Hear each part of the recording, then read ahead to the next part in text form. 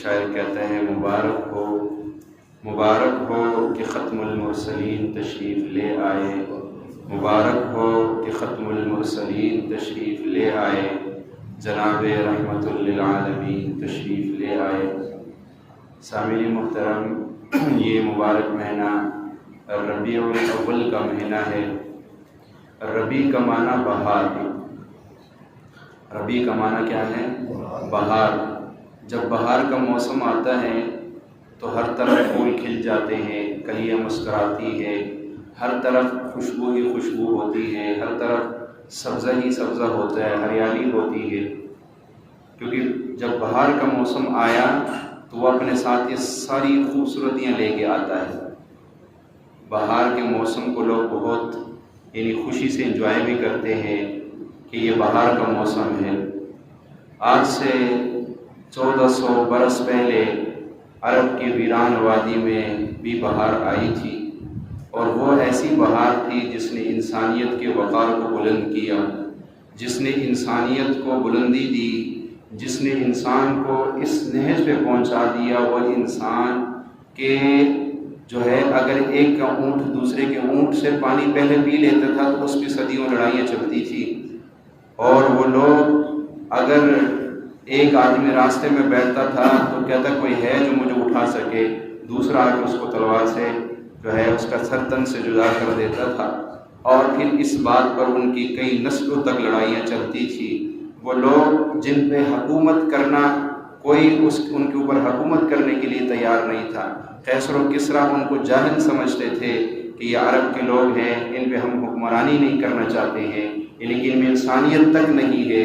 لیکن وہ بہار جب ان کے اندر آئی تو ان کو اس نہج پہ پہنچا دیا کہ جو ابو بکر تھا وہ صدیق بن گیا، جو عمر تھا وہ فاروق بن گیا، جو عثمان تھا وہ غنی اور ذوالنورین بن گیا، جو علی تھا وہ حیدر کرار بن گیا، اور جو بلال تھا وہ مؤذن رسول بن گیا۔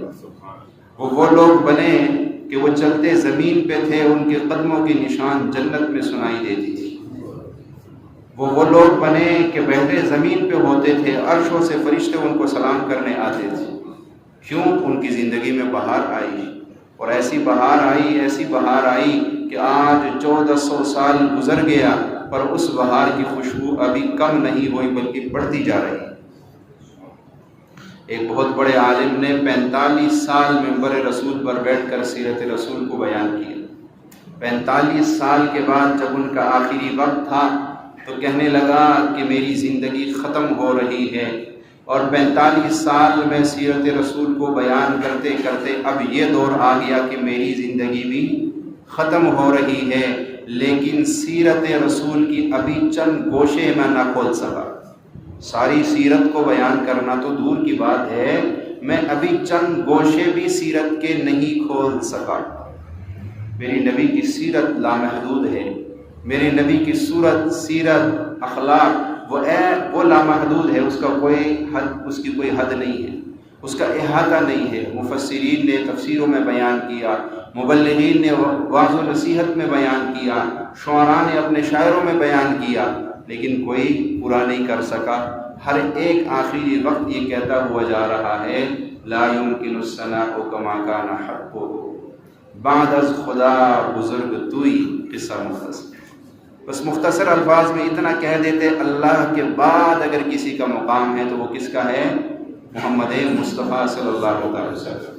اللہ کے بعد جس کا مقام اور مرتبہ آ جائے، اس مقام اور مرتبہ کو مکمل بیان کرنے کے لیے ہماری زبانیں ناکافی، ہمارے بول ناکافی، ہمارا علم ناکافی، ہمارے قلم ناکافی، اور ہماری زندگیاں ناکافی ہیں۔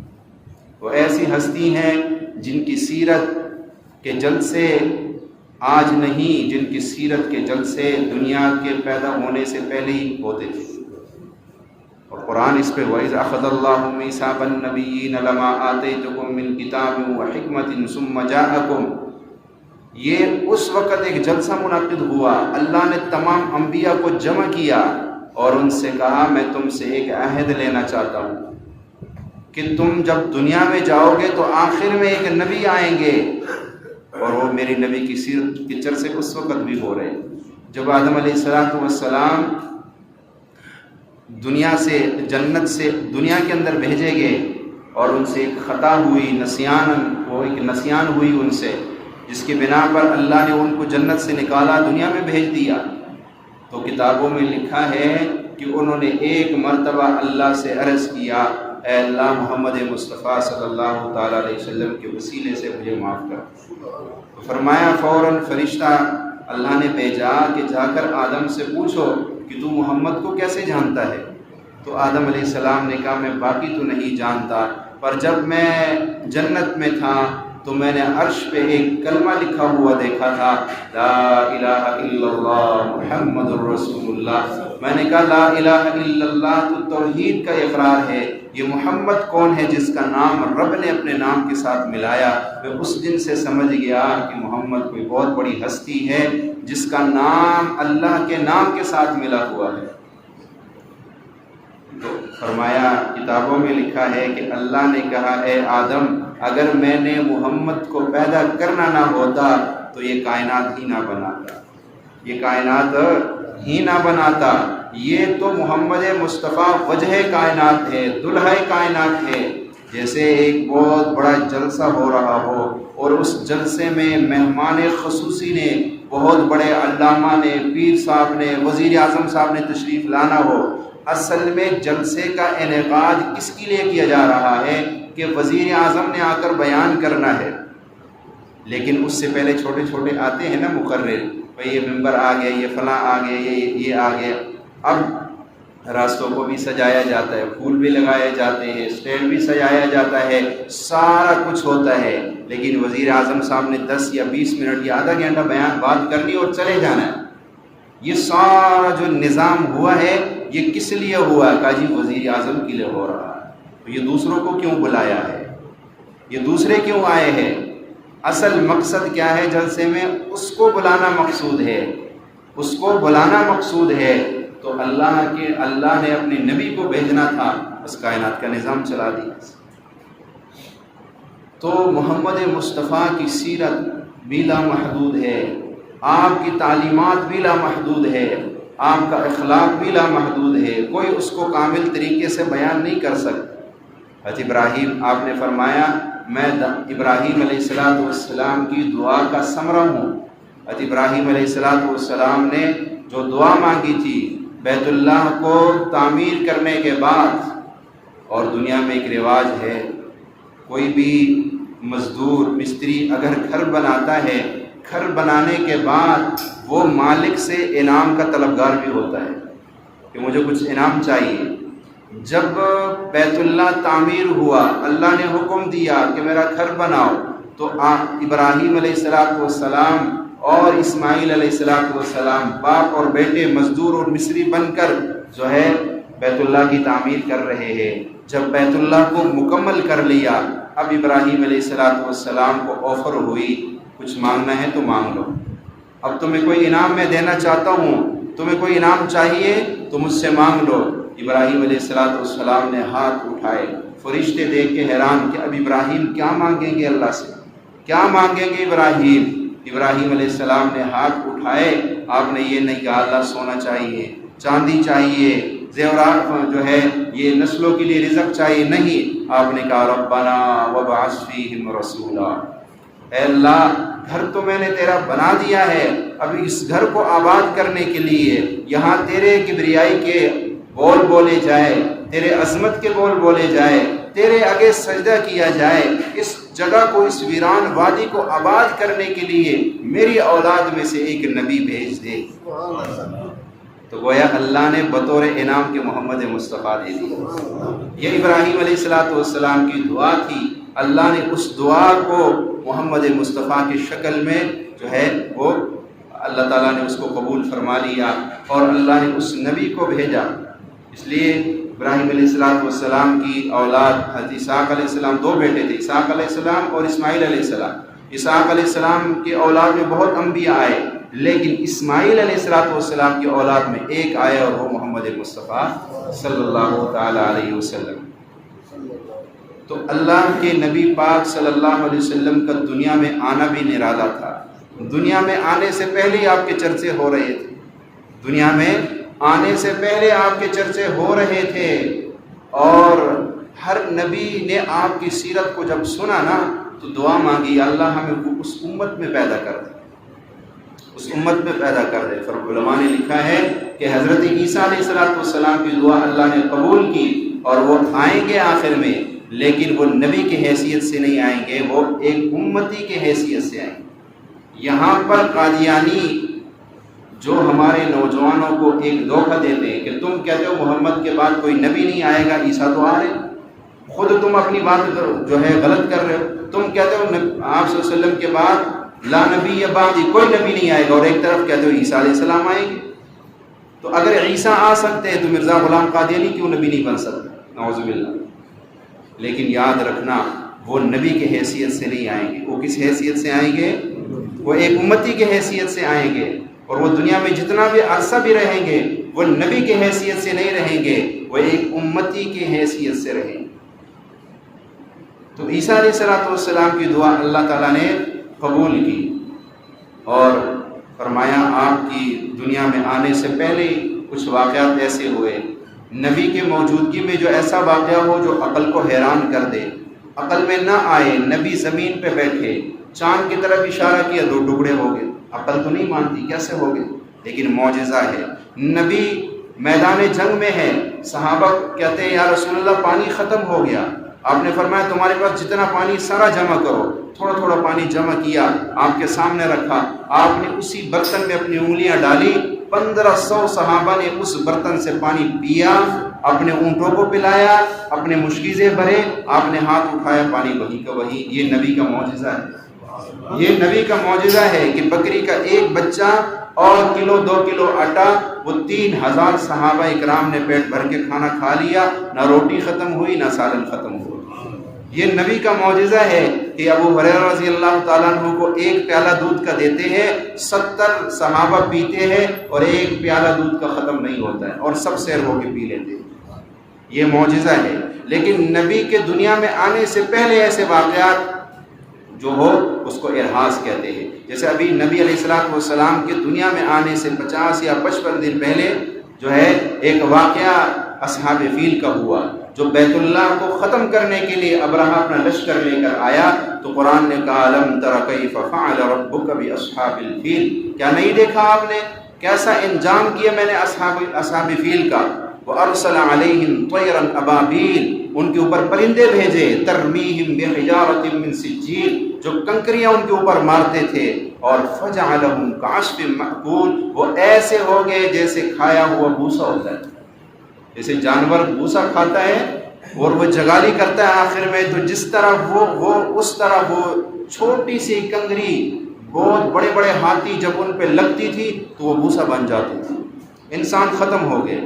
اس واقعہ نے بھی قریش کو بہت بڑی عزت اور عظمت عطا کر دی، جب انہوں نے سارے جانور، جب ابرہہ آیا ابھی مکے میں داخل نہیں ہوا، مکے کے صحراؤں میں اس نے سارے جانور پکڑ لیے، اور جانور پکڑ کے کہ یہ میرے پاس آئیں گے، تو آپ کے دادا عبد المطلب کو پتہ چلا کہ ہمارے جانور ابرہہ نے قبضے میں لے لیے، آپ اس کے پاس گئے، لیکن آپ کے چہرے میں ایک ایسا رعب تھا کہ وہ ابرہہ اپنے تخت سے اٹھا اور آپ کو اپنے تخت پہ بٹھا دیا۔ تو آپ پوچھا کیسے آنا ہوا؟ کہنے لگے جی آپ نے ہمارے جانور پکڑے، وہ دے دو۔ کہنے لگا میں تو آپ کی بڑی عزت کرتا، میں تو بڑا سمجھدار بندہ آپ کو سمجھتا، آپ کو پتہ نہیں میں بیت اللہ کو ختم کرنے آیا ہوں، جس کو تم اللہ کا گھر کہتے ہو، خانہ کعبہ کہتے ہو، میں اس کو ختم کرنے آیا ہوں، تمہیں اس کی فکر نہیں ہے اور اپنے جو ہے جانوروں کی فکر ہے۔ تو آپ کے دادا نے فرمایا جانوروں کا میں مالک ہوں، اس لیے ان کا پوچھنے آیا ہوں، بیت اللہ جس کا گھر ہے، جو اس کا مالک ہے، وہ خود ہی پوچھ لے گا تم سے، وہ خود ہی پوچھ لے گا تم سے۔ انہوں نے کہا ٹھیک ہے، سارے جانور واپس کیے، آپ جانور کو لے کے پہلے بیت اللہ آئے، وہاں دعا مانگی اللہ کے سامنے، اور پھر آپ پہاڑ پہ چلے گئے۔ بس جیسے یہ لشکر قریب ہوا، اللہ نے طیرن ابابیل، چھوٹے چھوٹے پرندے وہ بھیجے، اور انہیں کنکریاں مار کے ختم کر دیا۔ تو یہ ارحاس ہے۔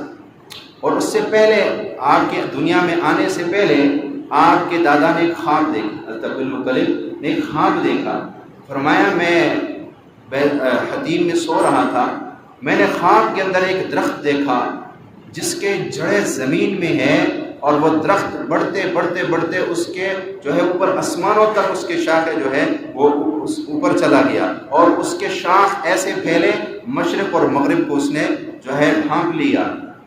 اور فرمایا میں نے ایک جماعت کو دیکھا جو ان شاخوں سے لٹک رہے ہیں، اور ایک جماعت کو میں نے دیکھا جو اس درخت کے کاٹنے کے در پہ ہے، درخت کو کاٹنے کی کوشش کر رہے۔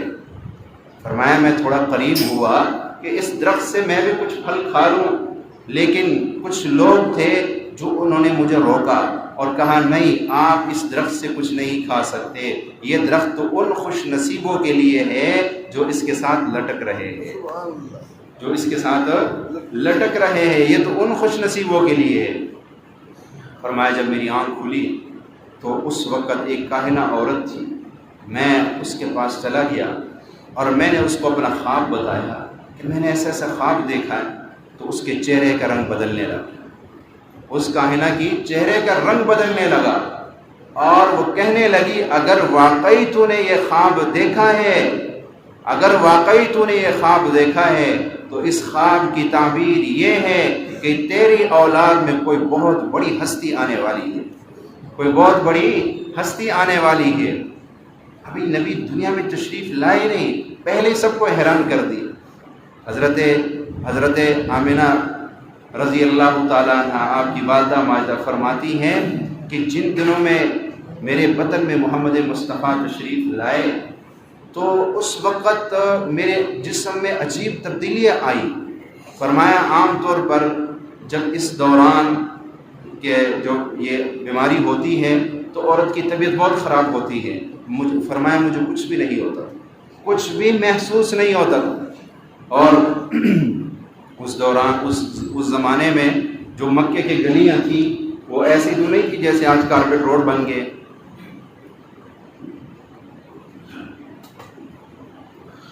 تو روڑے تھے، بڑے بڑے پتھر رکھے ہوتے تھے۔ وہ فرماتی ہیں کہ جب میں مکے کی گلیوں میں چلتی تھی تو جو روڑا یا پتھر میرے پاؤں کے نیچے آتا تھا وہ روئی کی طرح نرم ہو جاتا تھا۔ اور فرمایا کہ عام طور پر دیہاتوں میں، اور اس زمانے میں تو زیادہ تھا رواج، اب بھی ہے بعض دیہاتوں میں، کہ پانی لینے کے لیے کنویں پہ عورتیں جاتی ہیں اور پانی بھرتی تھی۔ فرمایا جب میں پانی لینے کے لیے کنویں پر جاتی تو مجھے ڈول ڈالنے کی ضرورت ہی نہیں ہوتی تھی، پانی خود بخود اوپر آ جاتا تھا، پانی خود بخود اوپر آ جاتا تھا۔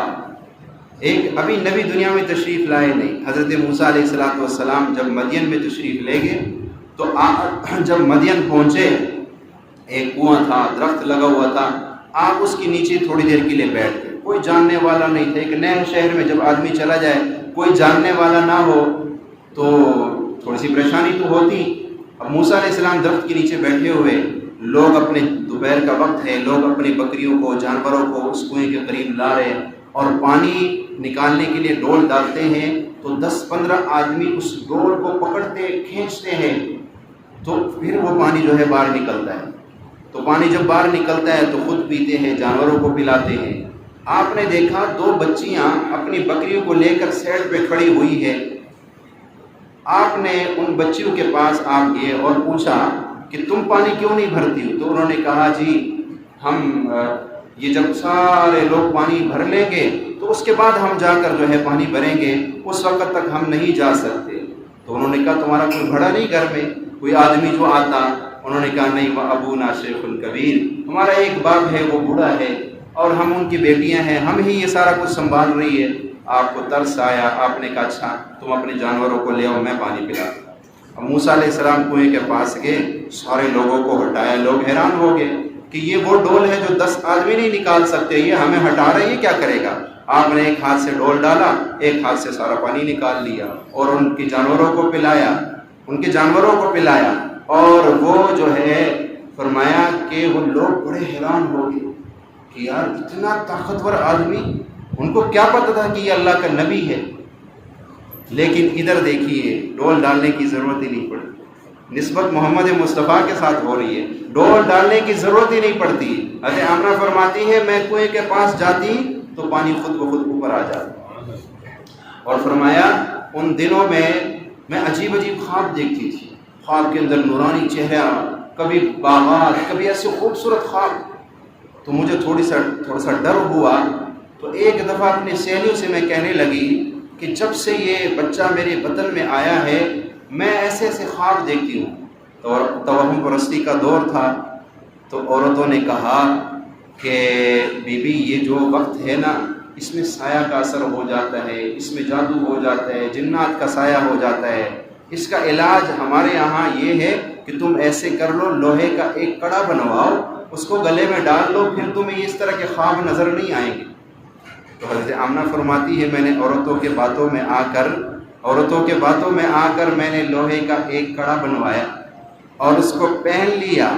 اور پہننا تو پہلی رات میں نے خواب دیکھا، ایک لمبے قد کا نورانی چہرہ، خوبصورت بال، ایک شخص میرے قریب آتے ہیں، سفید داڑھی ہے، اور میرے قریب آ کر میرے اس کڑے کو یوں اشارہ کرتے تو وہ 2 ٹکڑے ہو کے زمین پہ گر جاتے. فرمایا خواب کے اندر میں نے کہا بابا جی آپ کون ہیں اور آپ نے یہ کیا کر دی، یہ تو میرا علاج تھا. تو فرمایا وہ بابا جی گویا ہوئے. انہوں نے کہا بیٹی میں ابراہیم خلیل اللہ ہوں. تیرے بطن میں جو بچہ ہے یہ کوئی عام بچہ نہیں ہے. تیرے بطن میں جو بچہ ہے یہ کوئی عام بچہ نہیں ہے، یہ امام الانبیاء ہے، یہ وجہ کائنات ہے، یہ وہ بچہ ہے جو دنیا میں آئے گا. آج تو ایک کڑے کے ٹوٹنے پہ رو رہی ہے، پر جب یہ بچہ دنیا میں آئے گا کفر کے کڑوں کو یہ توڑ دے گا، فسق اور فجور کے کڑوں کو یہ توڑ دے گا، ظلم اور ستم کے کڑوں کو یہ توڑ دے گا. یہ تو بڑے بڑے کڑے توڑ کے رکھ دے گا، تو یہ کوئی عام بچہ نہیں ہے. اور فرمایا حضرت آمنہ فرماتی ہے کہ جن دنوں میں محمد مصطفیٰ میرے وطن میں تھے تو آپ کے دادا کہنے لگے، ایک دفعہ آپ کے دادا جو ہے اپنی بیوی سے کہنے لگے کہ بہو کو ذرا سمجھاؤ. مکے کی عورتوں میں یہ بات مشہور ہو گئی کہ سردار مکہ کی جو بہو ہے وہ نہایت قیمتی عطر لگاتی ہے، جہاں سے گزرتی ہے عطر خوشبو آتی ہے. حالانکہ یہ تو بیوہ ہے، ابھی کچھ ماہ پہلے ہی اس کا شوہر فوت ہو گیا، اس کو تو اس طرح کی خوشبو نہیں لگانی چاہیے. تو ایک دفعہ انہوں نے حضرت عبد المطلب نے جو ہے آپ صلی اللہ علیہ وسلم کی دادی سے یہ کہا کہ ان کو سمجھاؤ. تو آپ کی دادی نے فرمایا میں نے کئی مرتبہ سوچا کہ میں آمنہ سے بات کروں، لیکن آج کل اس کے چہرے پہ ایسا رعب اور جلال ہے کہ مجھ میں ہمت نہیں ہو رہی اس سے بات کرنے. تو فرمایا ایک مرتبہ آپ کے دادا عبد المطلب نے اپنے بہو کو بلایا، بڑے پیار سے کہا بیٹی یہ خوشبو تمہیں کون لا کر دیتا ہے، تم سے اتنی قیمتی خوشبو تو تمہارے جسم سے آ رہی ہے، یہ خوشبو تمہیں کون لا کر دیتا ہے، اور بیٹی دیکھو اس دور میں اس وقت میں تمہیں یہ خوشبو نہیں لگانی چاہیے. تو حضرت آمنہ فرمایا کہ حضرت آمنہ رضی اللہ تعالیٰ عنہ رو پڑی اور کہنے لگی کہ ابا جان میں تو آج تک کبھی بازار نہیں گئی، آپ خوشبو کی بات کرتے ہیں، میرے ساتھ اس وقت جو کچھ ہو رہا ہے اگر وہ میں بتانا شروع کر دوں تو آپ مجھے دیوانی کہے گی. فرمایا حضرت آمنہ فرماتی ہے کہ میرے ساتھ جو کچھ ہو رہا ہے، فرماتی ہے کہ جب میں دھوپ میں چلتی ہوں بادل مجھ پہ سایہ کر دیتے، جب میں پہاڑوں کے پاس سے گزرتی ہوں تو پہاڑ جو ہے تعظیم کرتے ہیں، اور جب میں درختوں کے پاس سے گزرتی ہوں تو درختوں کے شاخیں جھک کے مجھے سلام کرتی ہے، جب میں چاند پہ نظر ڈالتی ہوں تو چاند آداب بجا لاتا ہے، جب میں ستاروں کو دیکھتی ہوں تو ستارے مجھے سلامیاں کرتے ہیں، اور جب میں بیت اللہ کے پاس سے گزرتی ہوں تو بیت اللہ مجھے خوشخبریاں سناتا ہے، بیت اللہ مجھے خوشخبریاں سناتا ہے. اور یہ تو ابھی دنیا میں تشریف لائے نہیں، لیکن جس وقت آپ کی ولادت کا مرحلہ تھا، جس رات محمد مصطفیٰ صلی اللہ علیہ وسلم نے دنیا میں آنا تھا، حضرت آمنہ فرماتی ہیں کہ اس وقت میرے پاس 2 عورتیں تھیں، حضرت عبد الرحمن بن عوف کی والدہ، حضرت عثمان بن ابی العاص رضی اللہ عنہ، ان کی جو یہ 2 صحابی، ان کی والدیں جو ہے وہ میرے پاس موجود تھی بطور خدمت کے لیے. فرمایا اتنے میں نے دیکھا چند قد دراز عورتیں میرے کمرے میں داخل ہوتی ہیں، اور ایک نے اپنا نام آسیہ بتایا، ایک نے اپنا نام مریم بتایا، اور اس کے ساتھ جنت کے حوریں بھی ہیں.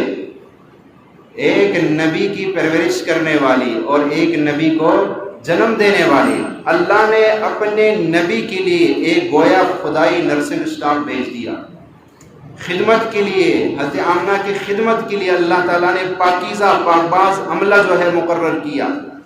اور حضرت آمنہ فرماتی ہے ابھی یہ جو مرحلہ چل رہا تھا، بچے کی ولادت کا سلسلہ شروع ہو گیا تو جو چراغ جل رہا تھا وہ بجھ گیا، جو چراغ جل رہا تھا وہ بجھ گیا۔ تو حضرت عبد الرحمن بن عوف کی والدہ کو چراغ جلانے کی فکر پڑ گئی کہ کہیں سے تیل لا کر چراغ میں ڈالو تاکہ اس کو جلاؤ۔ اتنے میں محمد مصطفیٰ دنیا میں تشریف لائے اور فرمایا اس کے بعد ہمیں چراغ کی ضرورت ہی نہ پڑی، جب آپ آئے تو سارا کمرہ روشن ہو گیا۔ اور آپ خود اندازہ لگائیں، جس کا جیون ساتھی اب اپنے بیٹے کا منہ دیکھے بغیر اس دنیا سے چلا جائے، اس عورت کے بطن میں جو بچہ ہوتا ہے اس کو اپنے بچے سے بڑے امیدیں، بڑے آرزو ہوتی ہے۔